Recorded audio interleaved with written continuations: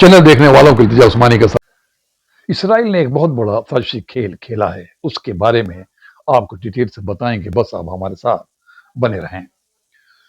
दुनिया के नक्शे पर एक ऐसी रियासत जिसे बरसों से किसी ने तस्लीम नहीं किया, अचानक वर्ल्ड की सियासत का एक सबसे बड़ा सेंटर बनकर उभरा है। इसराइल ने उसे रिकॉग्नाइज किया, जिसका नाम है सोमालीलैंड। उसे तस्लीम करने का ऐलान किया और दोनों मुल्कों के दरमियान डिफेंस दस्तावेज पर दस्तखत भी हुए। उसकी इस दस्तखत ने सेंट्रल मिडिल ईस्ट और अफ्रीका के स्ट्रेटजिक नक्शे को हिला कर रख दिया। सवाल यह है कि आखिर इसराइल को इस बंजर मगर अहम समुद्री पट्टी में उसे क्या दिलचस्पी रही जो उसने ये कदम उठाया। हालांकि ये महज एक सिफारती पेशरफ्त नहीं है, बल्कि रेड सी के कंट्रोल की एक जंग है। इसराइल के लिए अहमियत इसकी जियोपॉलिटिकल हैसियत में छिपी है। इसराइल को इस वक्त रेड सी में हौसी बागियों और ईरानी असर रसूख से सीधा खतरा है। सोमालीलैंड का साहिल खलीज अदन और बाबुल मंदुब के बिल्कुल करीब है। यहाँ से इसराइल मिसाइल हमलों और ईरानी बहरी यानी समुद्री जहाजों की आने जाने पर नजर रख सकता है और निशाना बना सकता है। इसराइल के लिए एक फॉरवर्ड बेस का काम करेगी, जहां से F-35 तैयारी जहाज और मॉडर्न ड्रोन ऑपरेशन कर सकेंगे।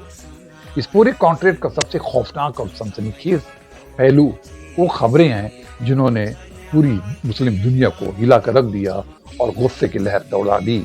अल जजीरा और दीगर खबरों के मुताबिक इसराइल और सोमालीलैंड के दरमियान गजा के फलस्तीनियों की दोबारा यहाँ बसाने के हवाले से बातचीत जारी है। इसराइल ने सोमालीलैंड को रिकॉग्नाइज करने के लिए पहले खतरनाक शर्त भी रखी है। गजा से फिलिस्तीनियों की जबरी मुंतकली यहाँ कर दी जाएगी। रिपोर्ट्स के मुताबिक इसराइल फलस्तीनियों का गजा से बेदखल करके सोमालीलैंड के दूर दराज के इलाकों में बसाना चाहता है। इस प्रोजेक्ट पर मिस्र, तुर्की और सोमालिया ने सख्त एक्शन में रिएक्शन दिया है और वार्निंग भी दे दी है। सोमालिया के प्राइम मिनिस्टर के दफ्तर ने इस नाबादाती इंजीनियरिंग करार देते हुए वाज़ा किया है कि वह फलस्तीनियों को बेवतन करने की किसी भी मंसूबे को कबूल नहीं करेंगे। मिस्र, तुर्की और जबूती ने खबरदार किया है कि गैर मुल्की फौजी अड्डे और जबरी वहां से बेदखल करके फलस्तीनियों को इस खत्ते में आबाद करना इस से खतरे खाली नहीं है और ये हम होने नहीं देंगे। इसराइल के लिए सोमालीलैंड की अहमियत सोने की कान से कम नहीं है। यमन से सिर्फ 400 किलोमीटर दूर सोमालीलैंड का महल वकू है। यमन यहाँ इसराइल के 35 जेट तैयारे और ड्रोन और बहरी यानी समुद्री बेड़े तैनात होने से हूसी मिसाइलों और ईरानी पटाखों के खिलाफ एक नाकाबिल तस्खीर फॉरवर्ड बेस कायम हो जाएगा। इसराइल अब मुल्की वसाइल को बरह रास्त खतरे में डाले बगैर रेड सी की जहाजरानी को महफूज बना सकेगा।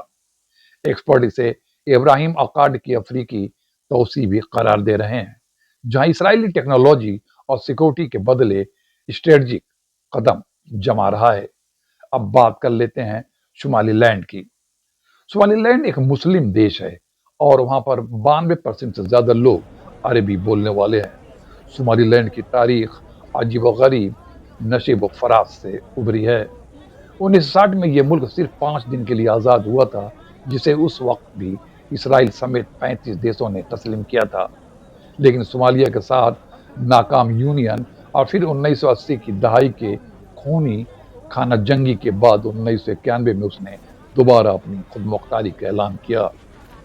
सोमालिया के बरक्स जहां अल शबाब के दहशतगर्दी और कहत का राज है, सोमालीलैंड एक मुस्तहकम जमहूरियत, अपनी करेंसी और अपनी फौज के साथ एक कामयाब रियासत बनकर उभरा है, मगर उसे दुनिया की शनाख्त की तड़प थी। सोमालीलैंड की इस नई हैसियत के पीछे मुत्तहदा UAE की भारी सरमायाकारी भी शामिल है। बरबेरा बंदरगाह अपग्रेडेशन और इथोपिया तक रेल रूट का मंसूबा इस इलाके को मुआसी तौर पर मुस्तहकम कर रहा है। इसराइल अब इस मुआसी नेटवर्क में शामिल होकर खेती, मेडिकल और डिसलेशन यानी पानी साफ करने की टेक्नोलॉजी फराहम करेगा, जिसके बदले में उसे मदनियात और कीमती धातुओं से मालामाल सरजमीन तक रसाई हासिल हो जाएगी। सोमालीलैंड अब इसराइल का ये मिलाप जहां सोमालीलैंड के लिए इंटरनेशनल तन्हाई के खात्मे का पैगाम है, वहीं ये खत्ते में ईरान, कतर और तुर्की के जो इंटरेस्ट है उसके लिए एक संगीन चैलेंज भी है। तो क्या ये मुआहदा रेड सी में अमन लाने का या फ़लस्तीन की दिलावतनी या उनको बेदखल करके बसाने का या नया बाब रकम करेगा, इसका फैसला आने वाला वक्त करेगा। लेकिन हॉर्न ऑफ अफ्रीका की बिसात पर मोहरें अब बिछ चुकी हैं। ये इसराइल की एक साजिश है और फ़लस्तीनियों को वहां पर ले जाकर के बसाने की चाल भी हो सकती है।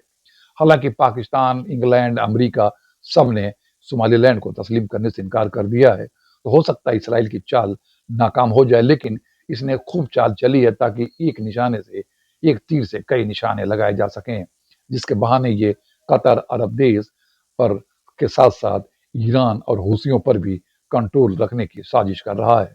अब तो ये आने वाला वक्त बताएगा कि आगे क्या होगा, लेकिन